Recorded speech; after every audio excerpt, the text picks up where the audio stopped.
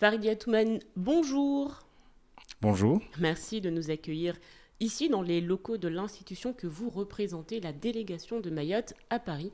J'ai envie de vous demander comment ça va depuis votre prise de fonction en décembre 2023. Alors j'ai envie de vous dire, ça va.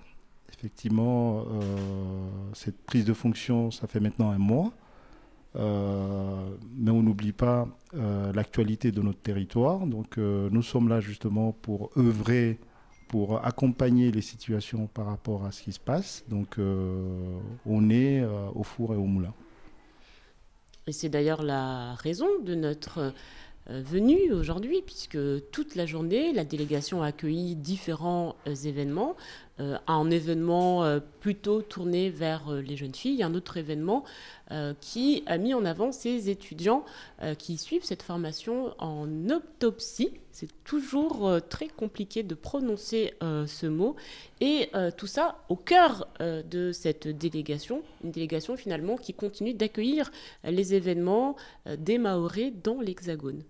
Absolument. Nous avons donc, nous, cette mission de représentation du département de Mayotte. Et effectivement, ce matin, on a eu un premier événement qui allait dans le sens du rayonnement du territoire, notamment le casting de Miss Mayotte 2024.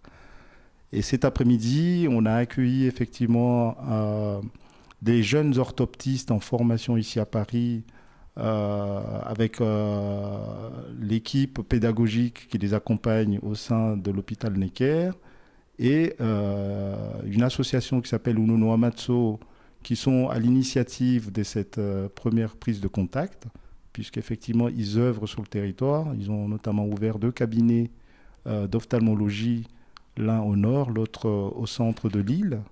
Donc il s'agit maintenant effectivement de faire en sorte de fidéliser, et c'est aussi l'une des missions principales de la délégation, qui est d'accompagner les étudiants, les Mahorais qui arrivent ici, pour poursuivre des études supérieures. Quels vont être les prochains événements dans les prochaines semaines, dans les prochains mois, au cours de l'année?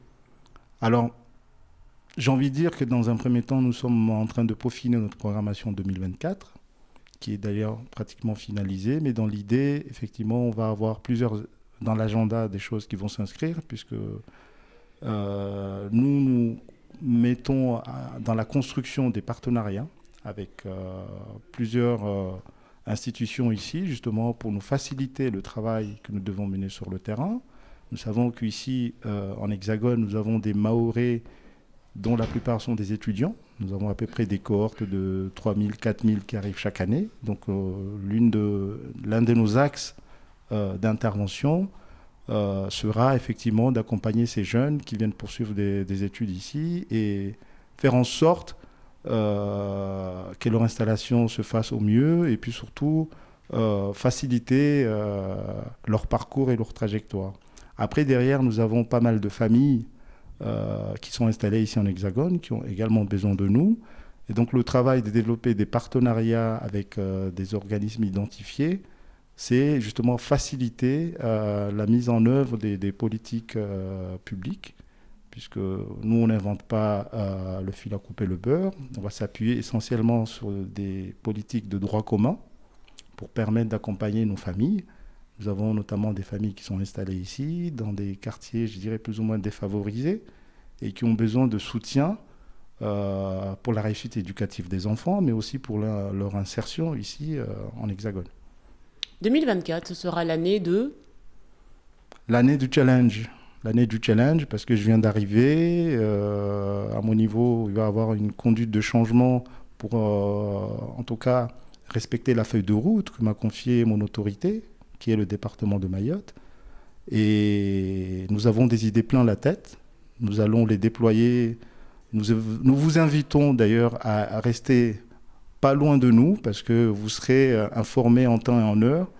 Mais je peux vous assurer d'ores et déjà que des programmes sont en cours et que nous allons nous déployer de manière très large sur l'ensemble du territoire hexagonal, mais aussi à l'étranger, parce que l'international nous intéresse. Le Mahorais aujourd'hui ne se limite pas à l'Hexagone. Le Mahorais aujourd'hui est installé aux États-Unis, le Mahorais est au Canada, le Mahorais est en Afrique.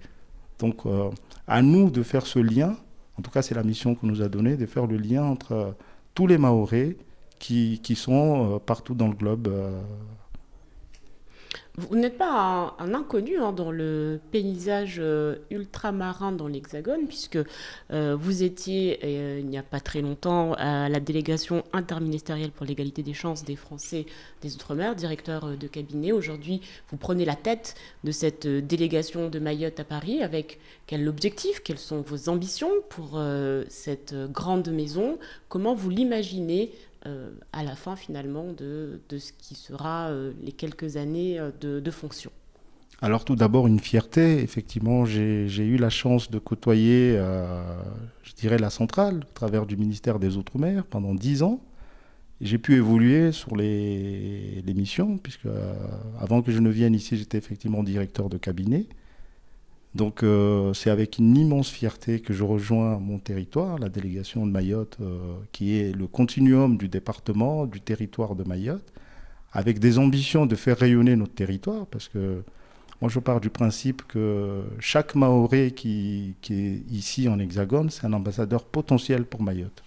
Donc je vais œuvrer pour faire en sorte que chaque Mahorais qui sera au contact de cette délégation se rende compte de la chance que nous avons pour être plus tard des ambassadeurs de Mayotte. À nous de défendre Mayotte. Farid Atoumane, merci d'avoir répondu à toutes mes questions. Et puis, on suivra bien évidemment de très très près ces prochains événements. Merci à vous.